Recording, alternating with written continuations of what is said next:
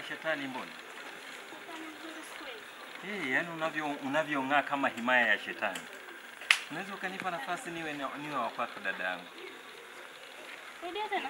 Unaweza ukanipa nafasi niwe wa kwako mama? Wa kwangu? Unimiliki. Yaani mimi nimiliki mtu ana hata miguu. Unategemea na baba mtu kutembeaje? Haya ni ya Mwenyezi Mungu tu, yatapita.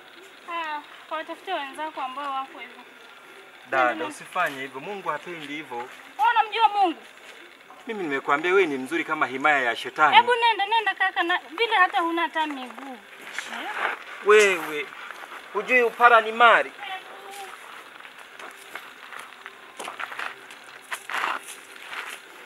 Madada mengine haya ni mashenzi. Au gwagwani na hivi ndio wananiona mimi fara.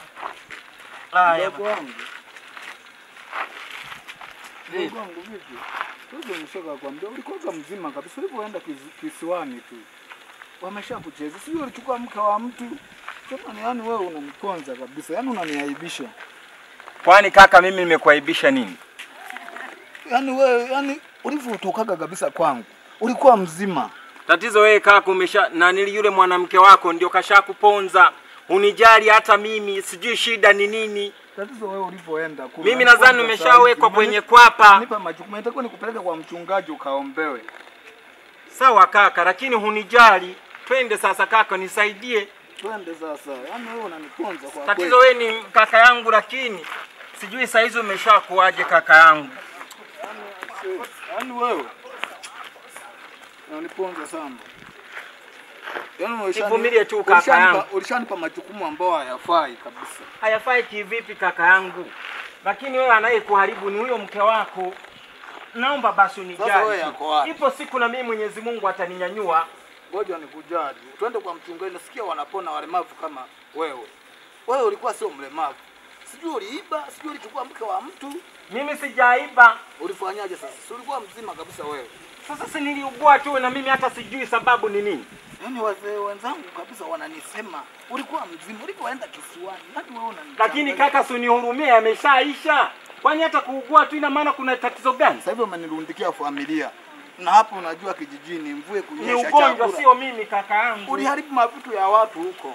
Hamna kaka yangu, mimi naomba tu nisamee kaka yangu. Tatizo huyo shemeji anakuharibu, mke wako huyo ana shida. Ana shida na kupikia ugali. Sawa ananipikia, lakini wewe kaka naona kama mnanisengenya mimi. Hodi mchungaji hapa. Karibuni. Karibuni hapa kivulini. Njoo karibuni. Ana shida huyu. Huyu mdogo wangu huyu. Asante mchungaji. Mchungaji. Shida gani? Shida yangu mimi. Huyu bwana huyu ni mdogo wangu. Alikuwa ameenda kikazi kisiwani. Kurudi ndio yuko hivi. Naona. Sasa niliporudi sasa mimi nikaona mchungaji, nilisikia maombi yako ni mazuri. Uje umuombe. Naona. Ana shida gani? Akuaga hivi. Mimi sitambui kama aliiba au alichukua mke wa mtu. Unajua mavijana ya siku hizi maharibifu. Mauni. Magoti tuombe. Sawa.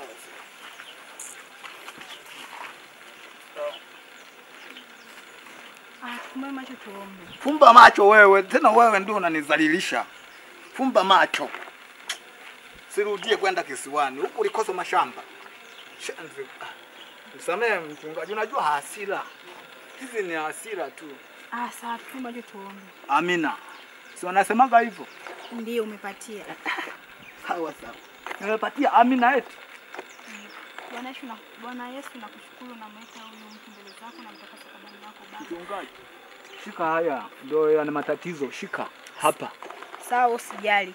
Bwana Yesu nakushukuru na leo namleta huyo mtu mbele zako na mtakatifu kwa damu yako Baba. Kila aina aloekewa, kila uchawi, kila silaha ambayo iliyopita juu ya maisha yake na ikata na ikibomoa katika jina la Yesu Kristo. Ninavunja kila laana ambayo.